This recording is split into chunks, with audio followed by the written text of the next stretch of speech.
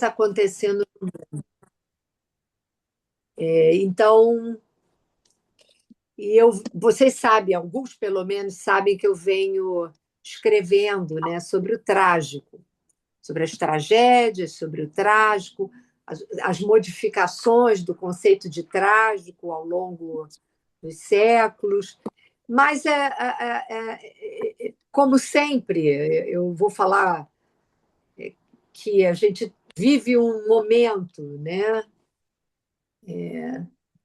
muito estranho no mundo, né? Muito esquisito, em todos Quase os sentidos. trágico. Então, a questão é essa, né? O conceito de trágico no contemporâneo se aplica onde? Ao quê? O que, que a gente está chamando de trágico? Então, a ideia de cada um dos colegas aqui certamente vai tomar por um viés, sempre tendo como bússola essa nossa articulação com o campo das artes e o campo da literatura, nós podermos, através do discurso que nos é comum, que é o discurso psicanalítico, podermos pensar um pouco sobre aquilo que, olhando para trás, a gente poderia chamar de trágico e como hoje nós podemos pensar esse conceito, né? O que é uma tragédia, o que, que a gente chama de trágico. Bom, para começar, a gente pode dizer que o, o que nos interessa como analistas pensar a propósito do trágico é que trágico é o nosso destino comum. Isso efetivamente é trágico, porque nós somos seres votados para a morte, né? As plantas e os animais não sabem disso, mas nós sabemos. E exatamente por isso, né, a gente pode dizer que a nossa existência, ela, nesse sentido, em função da pulsão de morte, o nosso destino é trágico. Porém, a vida enquanto tal, ela é também cômica, né? Cômica, inclusive, porque nós criamos todas as situações imaginárias pelas quais a gente sofre tremendamente. E é disso que a gente vai tratar nas análises. E, de certo modo, a própria situação analítica ela tem uma pitada de cômico, porque você está ali falando da sua intimidade para uma pessoa que lhe é estranha, supondo que ela vai poder encontrar as soluções, né, para aquilo que você experimenta como a sua pequena tragédia pessoal, seja ela de que ordem for, né? Eu, como eu falei, eu resolvi trazer, pelo menos para fazer uma pequena introdução do nosso seminário, um pedacinho do prólogo que eu estou escrevendo, né, no meu livro. E vocês vão, então, me permitir, para eu não. Porque senão eu começo a abrir muitas janelas e não consigo fechar nenhuma. E eu acho que a partir do que eu escrevia, eu consigo pelo menos me situar e a gente vai conversando, se for o caso, né? Então, para começar, eu vou falar sobre as tragédias na Grécia Antiga, né? Elas foram criadas a partir dos cantos, mitos ou dramas heróicos. Elas nascem em Atenas e se desenvolvem entre a segunda metade do século VI e a outra metade do século V antes de Cristo. Interessa-nos esse período curto, mas brilhante, no qual o embate do homem com o inexorável da morte inventou, e isso é da maior importância, um espaço de linguagem poética no lugar do embate físico. O ato de dizer, nesse caso, substituiu o ato da guerra. Nas tragédias antigas, a vida dos heróis era matéria, o tecido discursivo pelo qual suas glórias e derrocadas fiaram narrativas singulares, interpretações dos acontecimentos cantados nos versos inesquecíveis dos seus poetas. Estes, valendo-se das antigas narrativas, os tais ditirambos, as epopeias, as elegias, construíram as bases da nossa civilização ocidental. Nas tragédias, infinitos dizeres, vozes das antigas Grécia e Roma, retornaram em ditos poéticos que tornaram-se inesquecíveis ao abraçarem acontecimentos marcantes num esforço de memória viva, dando contorno à existência. O conceito de trágico acompanha o processo civilizatório. E assim, numa espécie de guerra mortal entre as paixões humanas, percebemos a presença de Thanatos e Eros, do ato como limite das coisas que imbrica o poético da vida com o trágico da morte. Portanto, uma reflexão sobre as mudanças sofridas pelo conceito e a própria forma da tragédia fez-se necessária. Vários autores, eu posso citar aqui, né? Dante, Shakespeare, Camões, Calderón de la Barca, Lope de Vega, Molière, Corneille, Racine, Hegel, Hölderlin e outros se ocuparam desse assunto, cada um interpretando o conceito de acordo com a sua época. Assim como a tragédia, o texto trágico, propriamente, foi, e não ao acaso, se transformando, se reinventando, desde a antiguidade até os nossos dias. Entretanto, se olharmos para o século em que vivemos, e aí eu diria, tomando uma certa distância, como nos convida a Agamben, nesse livro maravilhoso chamado O que é o Contemporâneo, o século XXI, se a gente o tomar, defrontamo-nos com uma quebra radical na tradição das leituras operadas em cada século anterior. Há, na minha interpretação, uma descontinuidade, uma ruptura estrutural na concepção do que se pode chamar de trágico. Talvez decorrentes de um esgotamento de paradigmas que tem por consequência uma impotência em compreender e explicar a mutação do tempo em que vivemos. Temos sido testemunhas de uma transição na qual todos os saberes se encontram numa inconstância inoperante, no sentido de responder à altura os sérios conflitos contemporâneos, o que ameaça seriamente a nossa humanidade.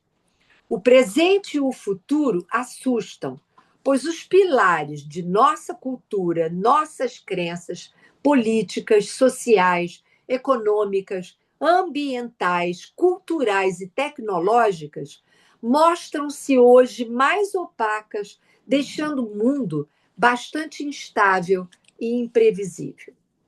A maior parte dessas ameaças é apresentada pelos meios sofisticados dos quais dispomos como tragédia, mas, nesse sentido, para assombrar, na esperança de que isso determine o surgimento de respostas que são, via de regra, muito pouco elaboradas. Se liga a televisão, tudo é trágico, né? Tudo é alguma coisa para chamar a atenção dessas pessoas que assistem.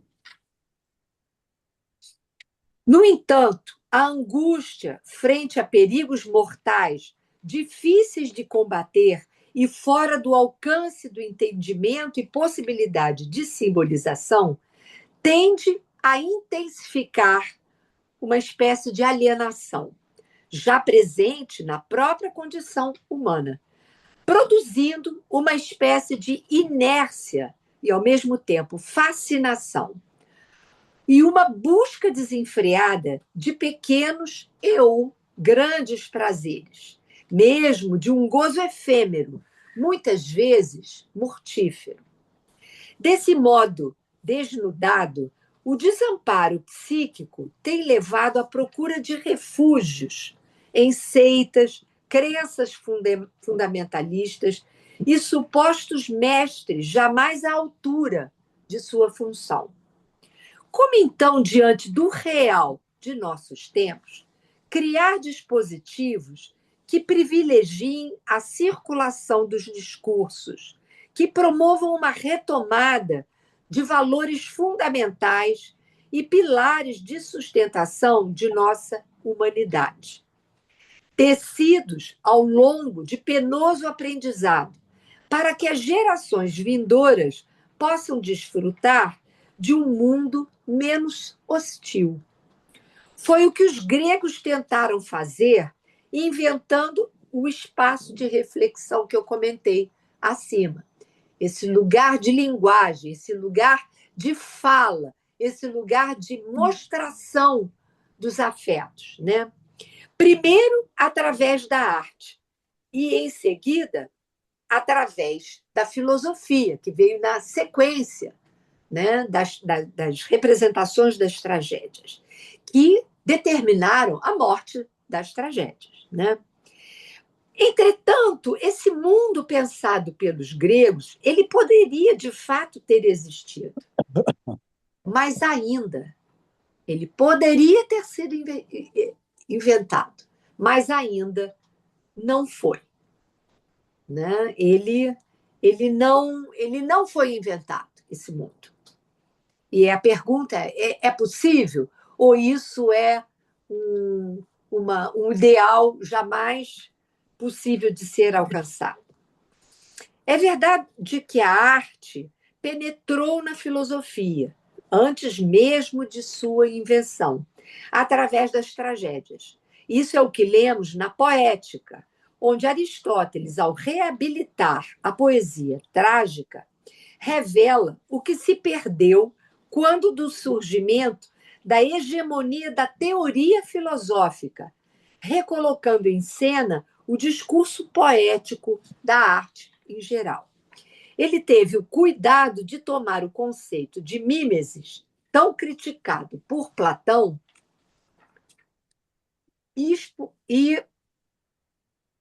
bom, só isso.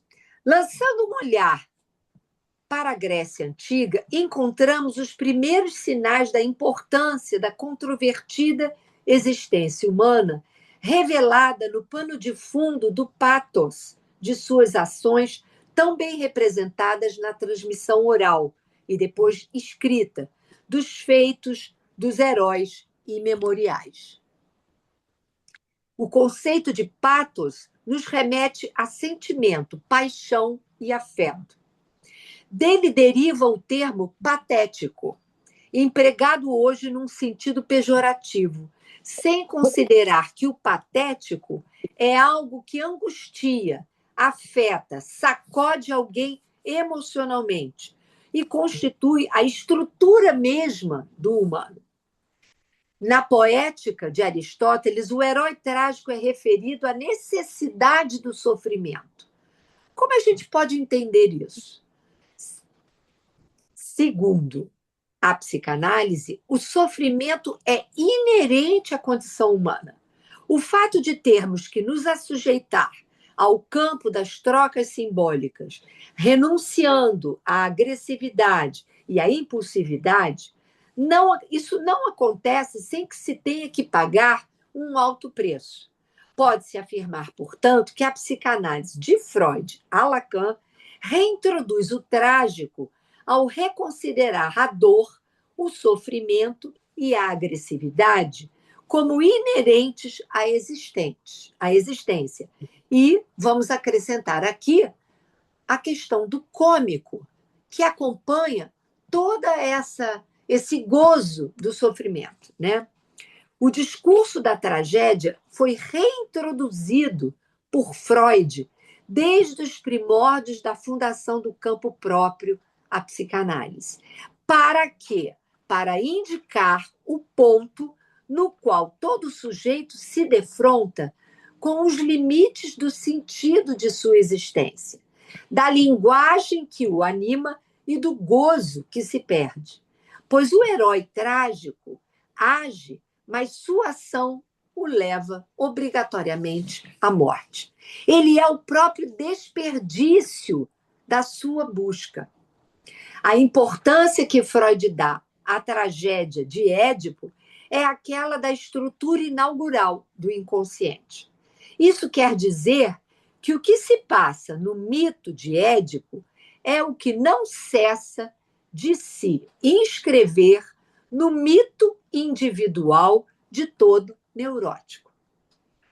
O herói trágico toca o ponto da sua perda, o ponto de uma satisfação excessiva e impossível de ser domesticada, porque situa-se em um além do princípio do prazer.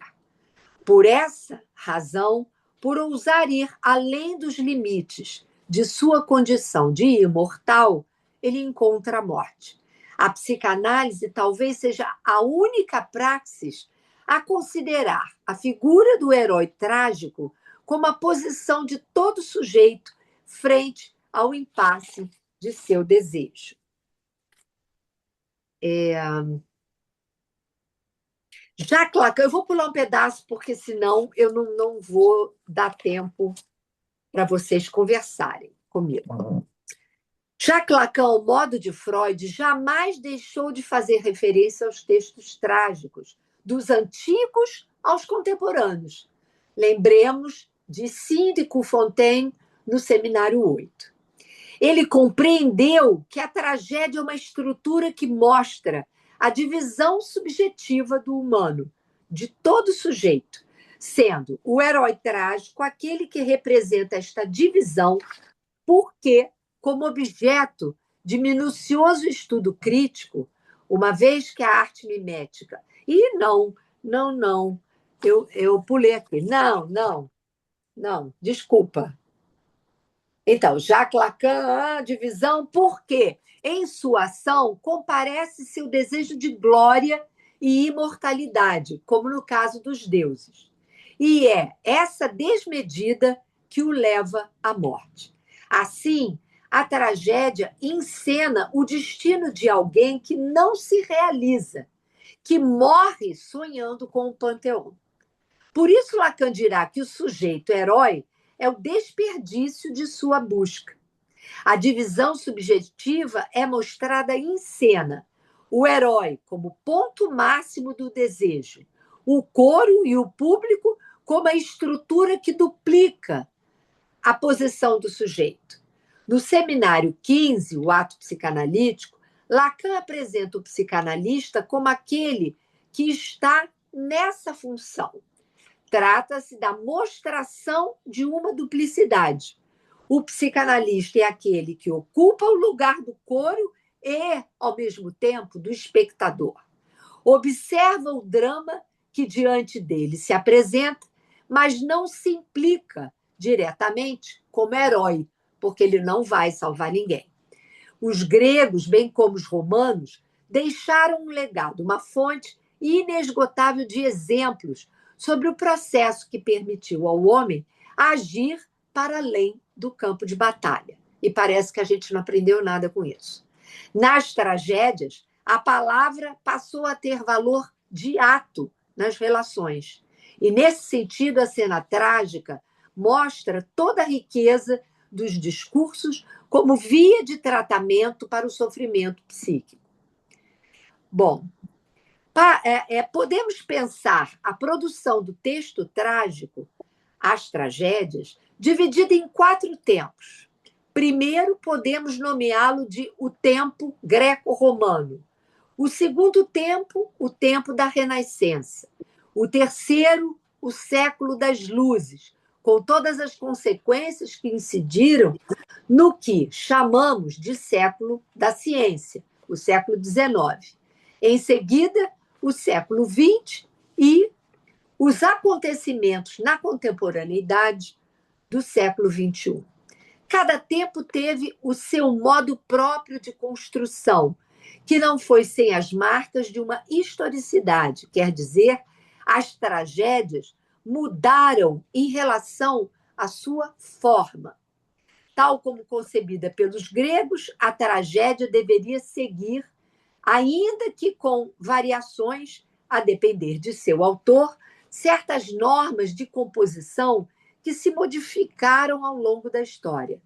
Mas o que determina como tragédia, apesar dessa mudança, é exatamente o trágico que se inaugurou com as tragédias gregas e que tem a ver com a fragilidade do homem, né? Vou cortar mais alguma coisa e passar aqui só para finalizar. O segundo tempo é o século de Shakespeare, de Camões, Corneille, Racine, Lope de Vega, Calderón de la Barca, Cervantes, eu esqueci aqui meu querido Dante, e outros. O iluminismo apontará no terceiro tempo para uma quebra da ordem divina, o descentramento do sujeito, né? Que acontece no período da Renascença, promove ecos nos séculos seguintes, né? Nesse sentido, então, o século XIX torna-se herdeiro de um cientificismo que pacificou os belos projetos do iluminismo. O homem volta-se para si mesmo e investiga o desconhecido do seu corpo real e de sua mente. É no final desse século que surge a psicanálise. O século XX, portanto, apropria-se dos termos tragédia e trágico para estabelecer uma nova relação com o conceito herdado do classicismo. Passa-se, então, do que era tragédia na literatura para a tragédia do homem frente à sua impotência para lidar com os horrores por ele mesmo provocados. Por fim, o século XXI vê-se diante de uma nova concepção de tragédia, que ainda não sabemos das suas dimensões, na qual percebe-se uma dissociação entre os valores tecidos ao longo de séculos e as aspirações trazidas pelo discurso capitalista e pelas novas tecnologias. Que interpretação podemos dar a todas essas questões quando utilizamos esses conceitos hoje? Eu vou ficar por aqui, tá? Eu pulei bastante, para dar tempo da gente poder conversar um pouco.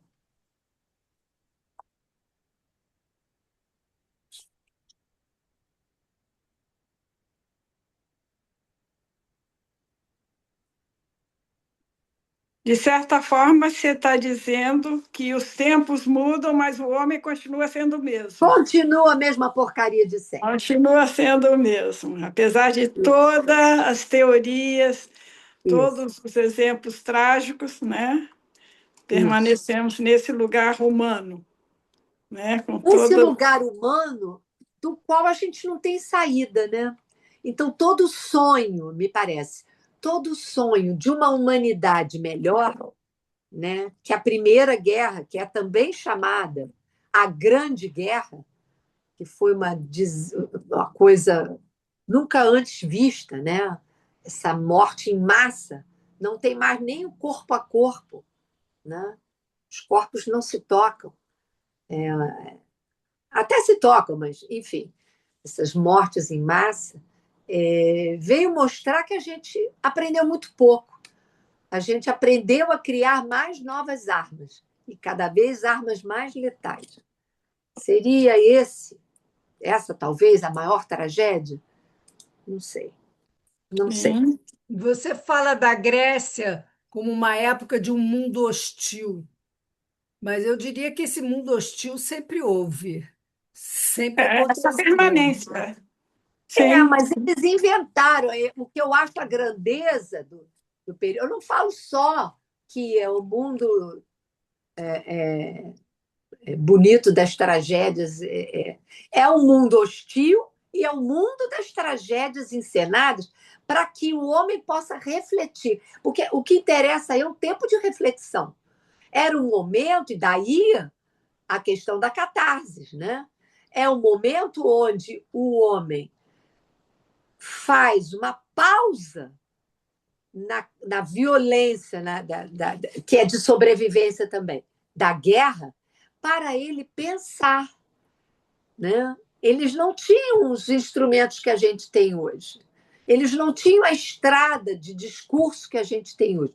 Todos esses saberes que foram sendo elaborados ao longo da trajetória humana, eles não tinham isso. Eles foram os primeiros. Você vai ler Empédocles, você fica impressionado, porque, ao mesmo tempo que é de uma poesia arrebatadora, o que você tem ali, para além da poesia, é o horror da existência, as agruras, né? A miséria, que, inclusive, eles se viam muito mais expostos, né? A guerra hoje, para nós que estamos aqui, no bem bom, não estamos lá nas cidades que estão sendo bombardeadas e tudo mais, a guerra está longe, a gente assiste. Né? O impacto disso na nossa subjetividade é muito diferente de quem está vivendo na pele. Nós temos uma situação peculiar porque o Nazar ele é filho de libaneses e nós estivemos no Líbano deixa eu ver, 15 anos atrás. E nós fomos à cidade dele, que é dentro do Hezbollah. Jdita é o nome da cidade. Jdita. É um vilarejo pequenininho. Nós fomos visitar, encontramos primos que ele não conhecia, nunca tinha visto, nunca tinha, enfim. E a situação é a seguinte: nós não conseguimos mais nenhum contato com eles, porque toda aquela região foi bombardeada. Então a gente não sabe o que aconteceu, né? Não temos notícias. É verdade que provavelmente houve um êxodo enorme, né? Houve um êxodo enorme, não tem internet, aquelas vilas todas perto ali das fronteiras foram bombardeadas, então não se sabe, não se sabe. Você não teve mais contato com aquela prima, né, desdita. Pois é, né, não se consegue. Então,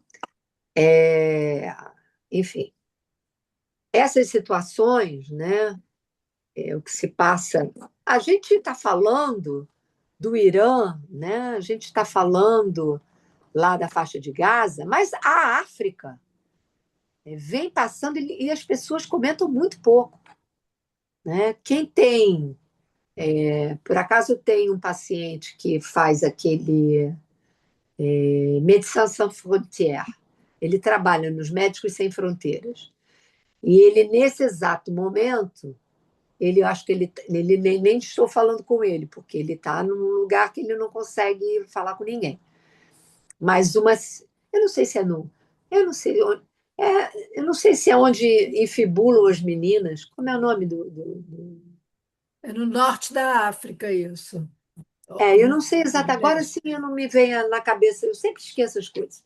Eu não sei o lugar, mas enfim. Mas essa prática, ela se estende em vários países. É do norte da África, Cecília? É o Nordeste, assim, ali da. Peraí, eu tenho que pegar o mapa.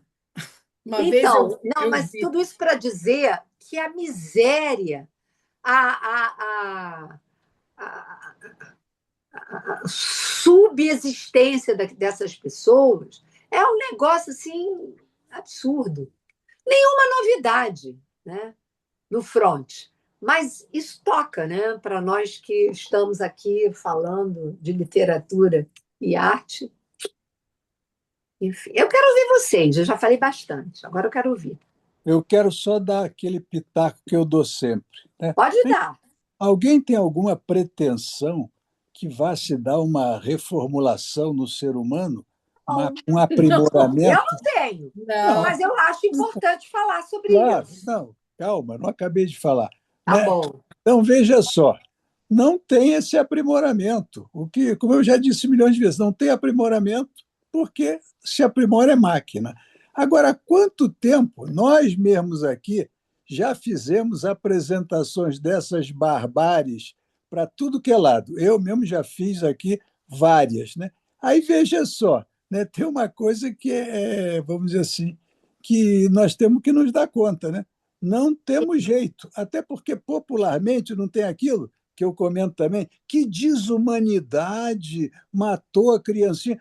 Desumanidade não, que humanidade. A Humanidade. humanidade é isso. Só fazer Verdade. essa pontuação. Verdade verídica. É mesmo. Tereza, olha, 50 países ainda praticam mutilação genital, mas Ele falou isso para Na África, a maior parte está na Somália, Guiné, Mali Somália. e Serra Leoa. Somália. Atualmente não se voltou a questão de se matar mulheres? Está na Isso. ordem do dia. Na ordem do dia.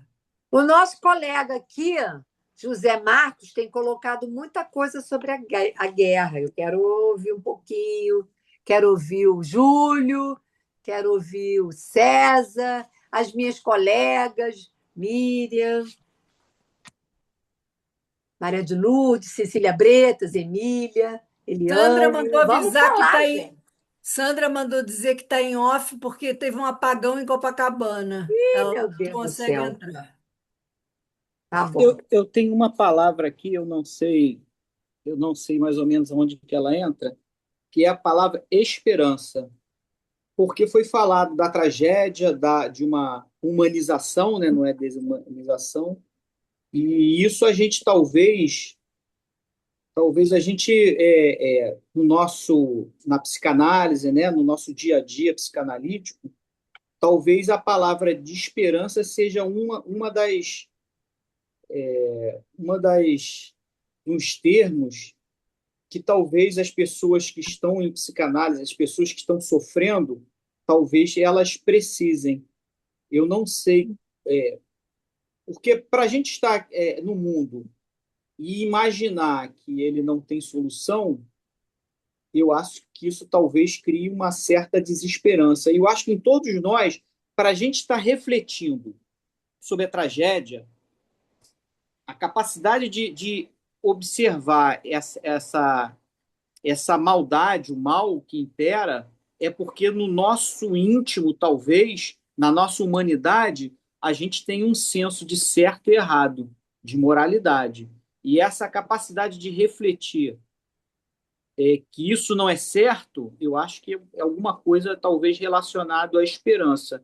Não sei talvez quando, mas é alguma coisa dentro do ser humano, porque senão a gente estava olhando esses problemas, essas tragédias e justificando, não, é isso mesmo, porque essa moralidade, eu acho que ela tem, o ser humano tem uma inclinação para o bem, mas de alguma forma a gente não consegue alcançar. É só para botar mais lenha na fogueira aí. Sandra, Eu posso Rosa. falar um pouquinho? A Simone quer falar. Eu só queria fazer uma colocação para o Márcio, que eu acho importante, que a Tereza traz logo no começo, que é a substituição do ato de dizer, substituindo o ato da guerra. Eu acho que você está falando um pouco sobre isso, né? Que a Sim. psicanálise dá voz a isso, de alguma forma, né? Poder falar sobre aquilo que a gente ainda acredita, dentro dessa humanidade, vamos dizer assim. É só para te dar um retorno aí, Marcos, que eu acho bacana a sua colocação. Muito Né? legal o que você falou, verdade. Agora, Marcos, tem um autor que eu já comecei. Hein? É Márcio. Sim, Márcio, Ai, me desculpa. Márcio. Ai, Márcio, Márcio. Márcio, me A gente estava desculpa. chamando de Marco. Tem um autor, Chu Han, do Vietnã, que morou a vida toda na Alemanha. Ele fala que esperança não é otimismo, que no otimismo vai dar certo e você cruza os braços. Agora, ter esperança é fazer alguma coisa, que aquilo que você espera aconteça. Que é Quer dizer, próprio então, do humano, porque o bicho É, não espera nada. exato. mas não tem nada a ver com otimismo, porque às vezes as Não. pessoas, é um otimista. Realmente, o otimista parte do princípio que vai dar certo. O esperançoso sabe que pode dar ou não, mas ele Uhum. cria condições de possibilidades para que aquilo ocorra. Isso mesmo, Emília. Não vamos ser tão pessimistas Não, como, é isso. como, por Tem, exemplo, Kierkegaard, que tinha um viés do pessimismo. Ele olha as coisas sempre pela via da nuvem negra. tem Enfim, uma Eu queria frase do, colocar. tem uma frase do Santo Agostinho que eu gosto muito sobre a esperança, que a esperança tem duas filhas lindas, a indignação e a coragem. ai, A que indigna- lindo isso! a É, indignação nos ensina a não deixar as coisas como estão, a coragem a mudá-las. muito É do Depois Santo você manda Tá Agostinho. para vendo? mim Santo é Agostinho, do maravilhoso. Confissões, Sandra. Eu acho isso muito lindo É e eu muito acho que é bonito. por esse viés que o Márcio estava Maravilhoso. trazendo, que enquanto analista, se a gente não tiver essa indignação e a coragem, Isso. que se resume em esperança, a gente não consegue nem trabalhar, né? Exatamente. Na A Verdade. época Simone da quer falar, gente. pandemia, tá, então fala, Eu vou Simone, depois colocar no eu chat. falo. Acho que é bom levantar a mão para a gente organizar aí. Ah, Simone, com Ah, eu, certeza. Regina Quem e cuida José disso? Marcos. Eu estou cuidando. Peguei para mim. Obrigada, Cláudia. eu nem sei onde é que levanta a mãozinha aqui. É Simone, José Marcos e Regina. Pode falar, Ô, filho.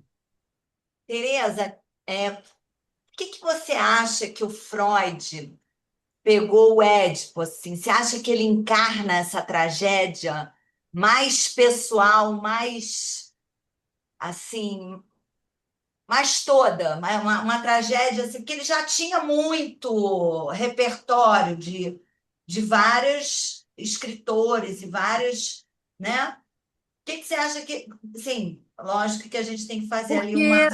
Porque o que foi surpreendente para ele, é a minha interpretação, o que foi surpreendente para ele, porque ele fez, antes disso, ele fez uma longa pesquisa, né? Se você lê alguns textos iniciais dele, inclusive o Totem Tabu, ele fala sobre isso. Ele vai dizer que desde as primeiras movimentações civilizatórias, né? E no, digamos assim, eu não gosto da palavra desenvolvimento, mas vou usar, no desenvolvimento dessas organizações familiares, e aí o sentido da família não é a família pai, mãe, filho. Família é o grupo, né? Ele percebeu que o valor dos interditos era fundamental para a sobrevivência, inclusive, da espécie. Isso nos estudos, porque ele é um homem vitoriano, né? Ele é um homem do século XIX, que é o século, né, que eu vou desenvolver mais à frente, é o século onde, efetivamente, você vai ver, e isso na esteira do iluminismo, porque as coisas nunca são assim, brotou, não, é um trabalho de elaboração, de geração para geração, de grupo cultural para outro grupo cultural. Essas trocas vão se imbricando. E é assim que a humanidade avança, ou vai para trás, como queiram, mas, enfim, eu acho que ela avança. Avança do ponto de vista de elaboração de pensamento, né? Não nas suas ações, mas, enfim. Eu penso que ele que era um estudioso, né? E um curioso sobre as questões que estão no nascimento dos mitos, ele descobriu nesse mito, ele efetivamente percebeu que esse mito servia para o seu mito, o mito que ele criou, Totem e Tabu, que é o que eu acabei de falar aqui, ele foi desenvolvendo. Então, Édipo serviu para ele construir o seu mito do Totem e Tabu, mas não mais na condição puramente do grupo, da família enquanto grupo, mas desse núcleo menor que é pai, mãe e filho. E isso, é claro que a gente hoje pode pensar isso diferente, porque ele viveu uma sociedade eminentemente patriarcal. Então, esses valores e esses lugares tinham uma função pré-definida, mesmo que ele tenha subvertido com a sua leitura. Mas, para ele mesmo, isso tinha uma função pré-definida, né? O Lacan faz uma subversão em cima da subversão freudiana, né? Enfim, quando ele trabalha a trilogia do Claudel, onde ele vai falar sobre Síndico Fontaine. Então, ele subverte isso, né? Então, o mito de Édipo, ele se sustenta hoje? Se sustenta hoje. Eu penso que sim. Com as particularidades da nossa contemporaneidade. Mas eu não vou trabalhar esse assunto aqui agora. Mas achei a sua pergunta bem pertinente. Gostei. Obrigada. Que Pode falar, mais? José Marcos, por Eu favor. poderia falar? Eu quero Sim, fazer sua vez. duas observações. Estão me ouvindo bem? Eu quero Estamos. fazer duas observações. Primeiro, em relação ao Márcio, aquilo que ele disse sobre a questão da esperança, né? Eu quero lembrar o seguinte: o Heidegger, para o Heidegger, o Martin Heidegger, aquela clássica frase dele, não, o homem é um ser para a morte, né? A Hannah Arendt, no entanto, que foi amante, inclusive, do Heidegger, falou: não, senhor, o homem não é um ser para a morte, o homem é um ser para começar. Ponto. Bom, enfim, eu acho que eu concordo mais com o Marx do que com o Heidegger e com o Freud. A segunda observação em relação, Teresa, à sua exposição, que me surpreendeu, porque você estabelece uma continuidade, me parece, em relação à tragédia, né? Uma continuidade entre Freud e Lacan. Quando Lacan, o tempo todo, subverte a posição do Freud em relação à tragédia.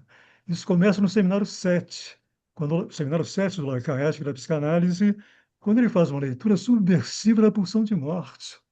No Seminário Sim. 7, Lacan diz, pulsão de morte, como Freud estabelece, não é isso.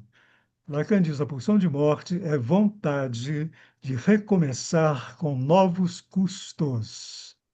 A pulsão de morte é vontade de recomeçar com novos custos. Não tem nada a ver com essa condenação do homem para a morte, do ponto de vista natural, biológico, etc. O Lacan diz isso, justificando essa posição dele. O homem, não, quer dizer, ou melhor, a pulsão de morte, ela é vontade de recomeçar com novos custos porque ela está subsumida ao significante. A equivocação significante, não tem nada de natureza operando aí, né? Depois, a segunda observação é a seguinte, que me parece a mais forte do Lacan em relação à crítica que ele faz ao Freud, em relação à tragédia, né? No seminário 25, o momento de concluir, 1977, logo na primeira lição do seminário 25, na lição de 17 de novembro de 1977, ouça o que o Lacan diz. A vida não é trágica, e sim cômica.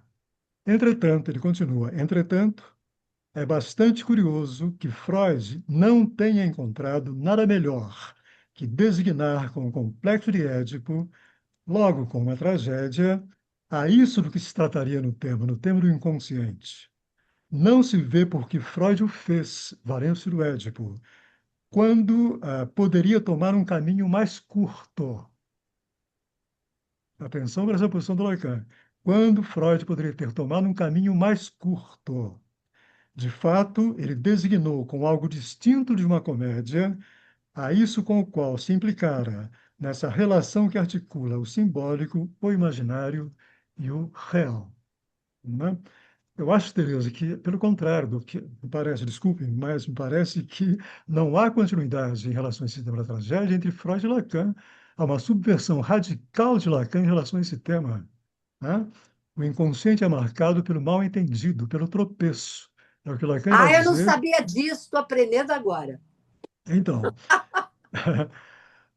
não, o inconsciente, se o inconsciente é marcado pelo tropeço, a NBV, um tropeço, né? Não um mal-entendido. Onde está a tragédia nisso? Porque é comicidade, tropeçamos o tempo todo, né? Se há tragédia, é efeito dessa posição estrutural, não? É da equivocação significante. Na estrutura, o que há é equivocação Você significante, devia portanto, propor, comédia, você né? devia propor alguma coisa, né? Um espaço. Vamos ver se os colegas aceitam, para você desenvolver tudo isso. Porque o que eu reparo é que, mesmo que você me traga isso que você acabou de me dizer, eu vou insistir na direção do meu texto, Não, porque sem me dúvida. parece, me Nenhum problema. parece que Lacan nunca abandonou Freud, efetivamente. Ele sim, ele faz uma subversão do texto freudiano, mas os elementos fundamentais ele mantém.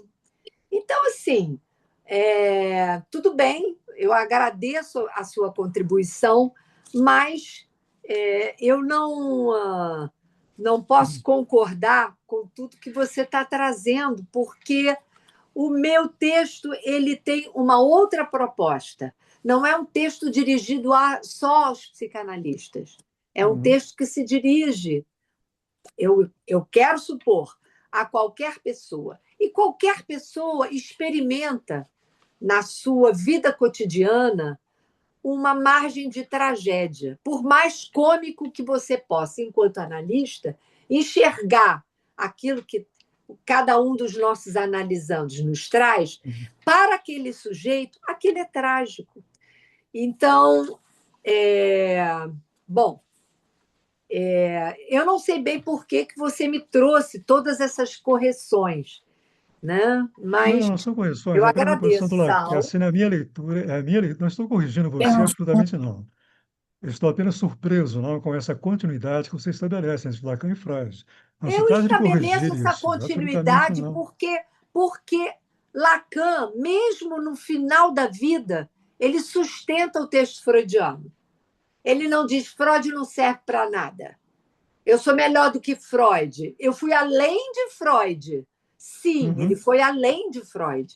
Mas isso não significa que ele tenha abandonado os elementos fundamentais da teoria freudiana. Ele avançou, ele rompe com algumas coisas, ele rompe. Agora, eu não concordo que a vida, né, seja só cômica. Eu Não, diria não. que ela é tragicômica. Uhum, Ela não é só uhum, cômica. uhum, Cômico para quem assiste, né, vê as bobagens que as pessoas fazem. Mas a vida não é só cômica. uhum. Mas essa comicidade em Lacan, só para terminar rapidamente, se permita, a comicidade em Lacan não tem a ver com riso. Não. Eu não estou Tem a ver, falando de riso, eu estou falando do sim, cômico, do que está no sim, xiste. o Você só cômico, fala de xiste quando você conquista a sua pequena margem de liberdade. Não é uhum, essa a condição dos analisandos que nos chegam. Eles É, sofrem imensamente a dor de Tereza, existir. Tereza, a gente está com 10 minutinhos, tem mais 3 pessoas para falar. Tá bom. Então vamos. Regina, obrigado. A César gente e a conversa Nina. depois, Marco. A gente conversa depois. Vou ser Regina, rapidinho, é mais algo que, na época, quando o Márcio falou na esperança, né? Acredito eu que a humanidade, na época da pandemia, se encheu de esperança no sentido, apesar daquela tragédia, se encheu de esperança no sentido de ver a humanidade mudar algo em si mesmo para que o mundo começasse de um novo lugar ou daquele mesmo lugar de outra forma. Mas Aham. essa esperança que o também Paulo Freire fala, que não é do verbo, que é do verbo esperar, não é a esperança de ficar lá sentado esperando sozinho ou com alguém, que as coisas mudem por si só, mas fazer um movimento, algum movimento, para que alguma mudança possa acontecer, não é? Que é a questão da análise. Na análise, a gente está ali como analisando, vamos botar cada um de nós, né, no seu lugar de analisante e no seu lugar de analista, sempre nesse eterno movimento, não é? Você traz a sua tragédia pessoal, que todos nós temos, em maiores e em menores escalas, e que mudanças são essas que a gente mesmo pode fazer enquanto movimento, através do desejo de conseguir mudar alguma coisa. Tá. Mas a humanidade insiste em repetir, né? All right. A humanidade insiste em repetir do mesmo, né? Uhum. Estamos aí Exatamente. mais uma vez vendo. Eu estive há 2 anos atrás em Israel, e apesar de não ser judia e ser descendente libanesa, mas eu não pude ir ao Líbano, porque fomos a Israel, fomos Isso. proibidos de ir ao Líbano, porque Exatamente. pisamos em solo israelita. Né? Isso. Mas, apesar de não ser ser de descendência libanesa e não de judeus, eu fiquei encantada com Israel. Quando no Muro das Lamentações eu vi todas as religiões ali reunidas. Em irmandade, eu fiquei impressionada. Eu falei, gente, isso não pode estar acontecendo na minha frente. Ô, Regina, E hoje eu vamos vendo deixar explodindo agora tudo. outras pessoas Deixa o outro falarem, falar. senão a gente não. Só tem 10 minutos. Mas é algo Certo. que Tá isso bom. engasga. Mas Isso se repete, All que right. engasga. Okay. Pode falar. César. Eu só César. queria trazer o comentário de que às vezes para ver esperança é preciso ter silêncio, né? Ter um silêncio para ter espaço para esperança. E é muito bom essa constatação de que o que se aprimora é a máquina, não é o ser humano, né? E a máquina está cada vez mais aprimorada em não deixar a gente ter espaço para pensar, né? E não ter espaço para o trágico, inclusive. Pegar o trágico e transformar em alguma coisa que aliena. E isso ser também cada vez mais uma ferramenta do capital, né? Da gente não conseguir ter esperança, vamos dizer assim, só pensar na direção do que interessa ao capital, né? No caso das Mas, guerras, ou. mas estamos aqui para não sucumbir a isso, né? Exatamente. Obrigada, César.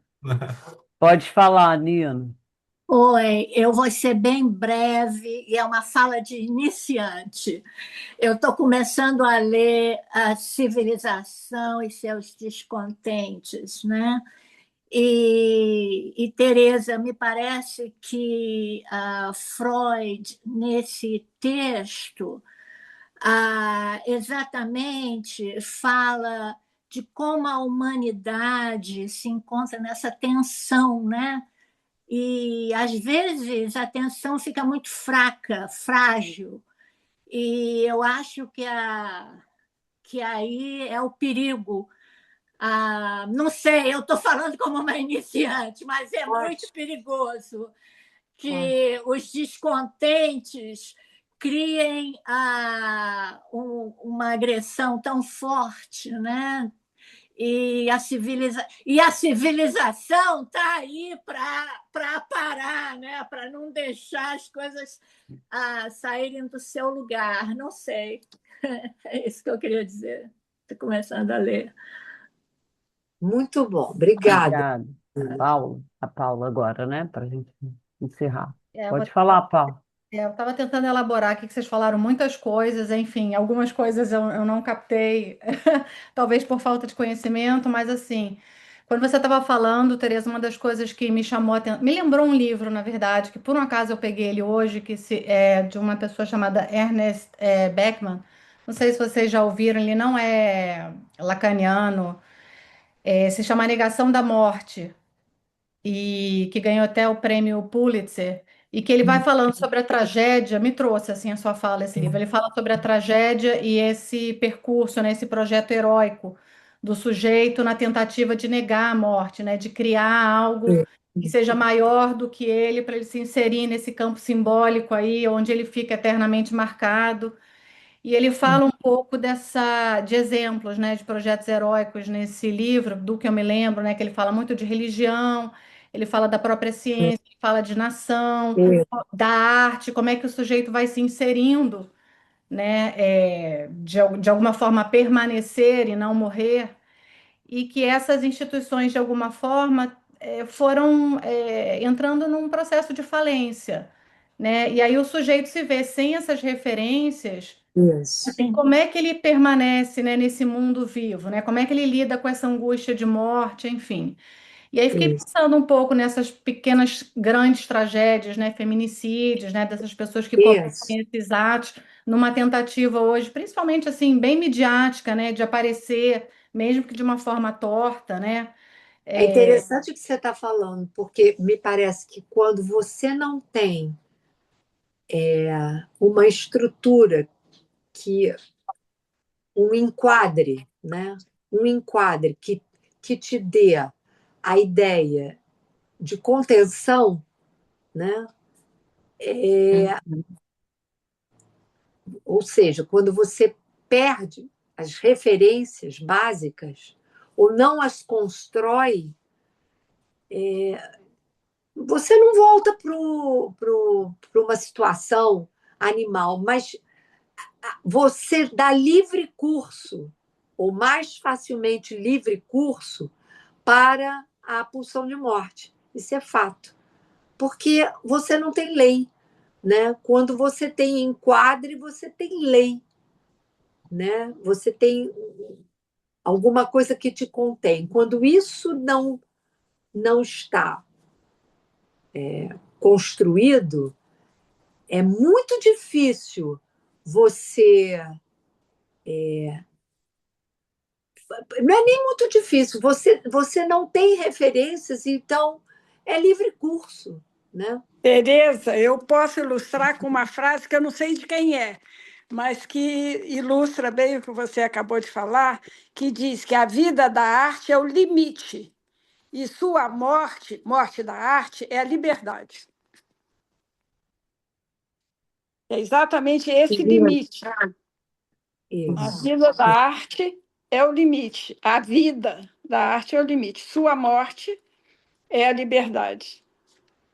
Porque a isso. gente vê muita coisa aí também que tem o nome de arte e não é. Verdade. As Verdade. pessoas Tereza, também sobre esse você limite. você estava falando, só rapidinho, uma frase que eu lembrei do Lacan, que você estava falando do Freud e do Lacan. Tem uma frase do Lacan que eu não sei de que momento, que época que ele diz: vocês são lacanianos, mas eu sou freudiano. Exatamente.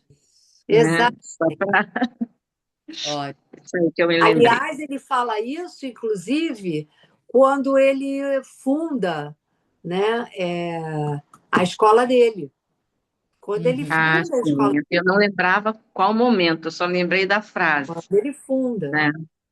Isso aí. Não, assim, não posso refutar inteiramente o que o José Marcos falou, porque ele é muito aplicado, muito estudioso e tudo mais. Eu acho que a gente precisa. Eu faço uma distinção entre rigor teórico e rigidez. Né? Então, Uhum. essa fronteira ela é muito tênue. Então, assim, acho importante que ele traga essas observações. Ele tem uma certa razão, mas eu não entendo que Freud seja ultrapassado no sentido de posto completamente de lado por Lacan. Lacan ultrapassa Freud, é verdade, ele dá um passo além, ele subverte a teoria freudiana, mas ele, inclusive com essa frase, ele inventa o objeto A, ele vai falar de coisas que jamais puderam ser imaginadas no campo da psicanálise. Ele institui uma nova forma de psicanalizar. Tudo isso é verdade. Mas em nenhum momento ele abandona Freud. Ele diz, não, isso não interessa mais. E ele abandona os pós-freudianos. Isso é fato. Sim. Exato. Eu posso complementar posso falar uma coisinha? Ainda temos tempo? Pode, pode. Eu acho que é justamente essa questão do objetuado e a questão do pulsional no final, que ele salienta já lá no Seminário 20, né, que muda a questão de como trabalhar a psicanálise, né, com a Isso. questão que não é mais do simbólico, e sim do real, Do né, real, do exatamente. inconsciente real. Né? Mas isso não abole Freud e nem deturpa o complexo de Édipo, né? E eu vejo assim, eu queria te fazer uma colocação assim em relação à tua fala, que foi excelente. Até que ponto, no contemporâneo, a pulsão de vida não tem sido tomada como a obrigatoriedade do princípio do prazer, no lugar do poético e do simbólico da vida, né? Da O criação de. princípio do prazer é mortífero, É né? mortífero, exatamente. Né? E aí fica só essa questão da pulsão de morte, né? A Sim. pulsão de vida é tomada equivocadamente como princípio do prazer, quando não é isso. Ela está relacionada com o poder criar alguma poética, alguma erótica também, né? Isso. Esse super-eu goze, né? Sim. É, exato. Pessoal, eu tenho que atender. Está na hora, sim. Gente, Muito foi bom. maravilhoso, foi muito bom, bem Obrigada. produtivo. Obrigada para Obrigada, tchau. Obrigada, todos. Zé Um Marcos. beijo. Não brigue. Não, vamos embora. Obrigada. Sem briga. Tchau. Beijo. Tchau.